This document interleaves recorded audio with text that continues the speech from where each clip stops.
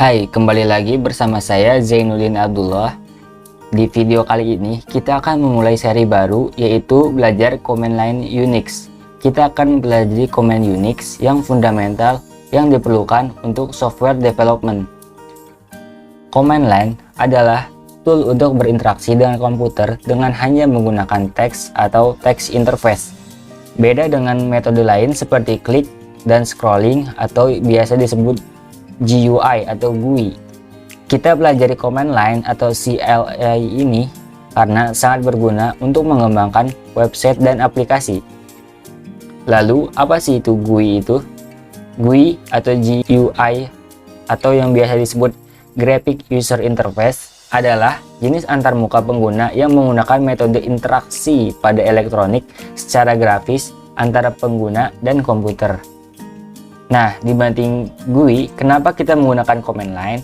Apa kelebihannya? Command line itu kelebihannya performa lebih tinggi, lebih efisien dalam penggunaan, hanya membutuhkan spesifikasi hardware yang rendah, dan hanya membutuhkan memori yang kecil karena berupa teks saja. Nah, mari akan saya contohkan. Di sini saya akan menggunakan Git Bash. Bagi yang menggunakan Linux atau Mac, silakan membuka terminalnya masing-masing. Nah, untuk membuat file, kita bisa menggunakan perintah yang namanya touch, spasi, nama filenya, dan extension. Contoh, touch belajar.txt. Maka, belajar.txt filenya akan dibuat. Untuk menampilkan konten dari sebuah file, gunakan command cat. Untuk menggunakan command cat, kita ketik cat nama filenya. Contoh, kita tadi sudah membuat file yang bernama belajar.txt. Nah, karena kosong maka tidak akan tampil apa-apa.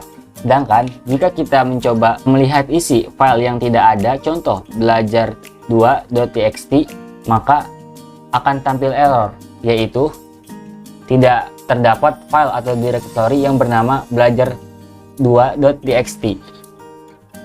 Command line juga memiliki fitur completion atau penyelesaian yang berguna untuk mempersingkat pengetikan.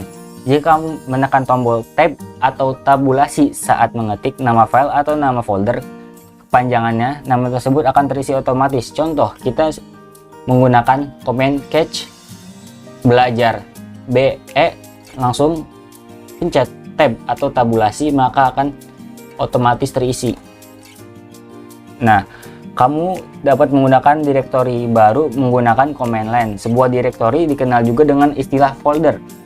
Untuk membuat sebuah direktori, kita bisa menggunakan command yang namanya mkdir atau make directory dengan lanjutan sebagai nama folder atau direktorinya. Contoh, belajar2. Maka kita akan membuat folder yang namanya belajar2.